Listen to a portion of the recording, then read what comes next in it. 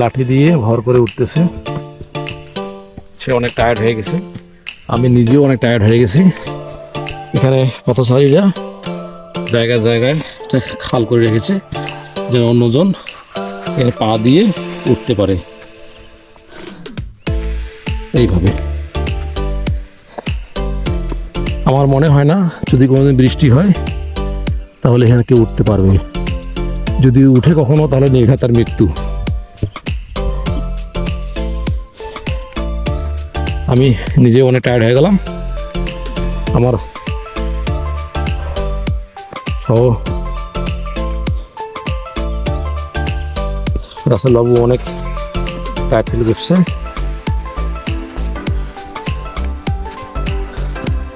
আমরা প্রায় পাহাড়ের অর্ধেকটা চলে আসছি, আরো অর্ধেকটা উঠতে হবে। দেখতে পাচ্ছেন কি এক আজব মুহূর্ত।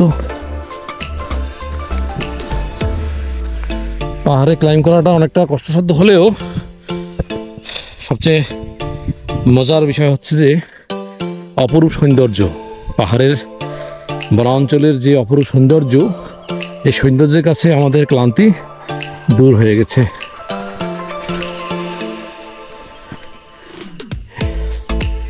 এই দেখতে পাচ্ছেন কত উপরে, এই পর্যন্ত আমরা উঠলাম।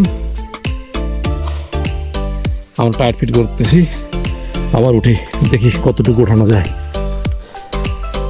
দেখতে পাচ্ছেন কত উপরে আমরা ক্লাইম্ব করতেছি এখন।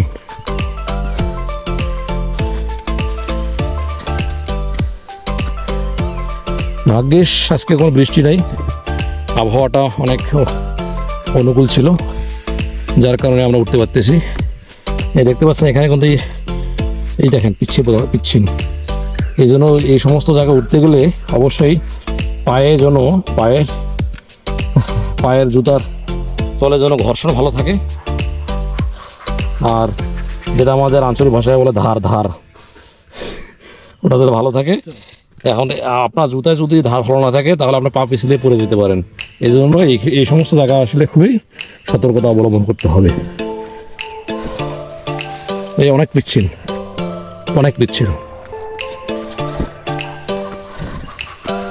এই যখন জুতার ধার ক্ষয়া যায় তখন মানুষ কিন্তু বলে যে পড়ে যাবি রে, পিছিয়ে পড়ে যাবি।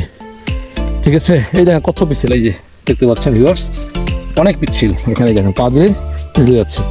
এই জন্য এই সমস্ত জায়গায় কখনো ক্লাইম্ব করতে গেলে এখানে একটা পা দিবেন, এখানে একটা পা দিবেন, আর 45 ডিগ্রি অ্যাঙ্গেলে আপনাকে একটু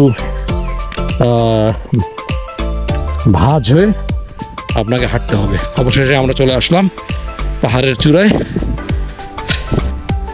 অনেক টায়ার্ড ফিল আমাদের।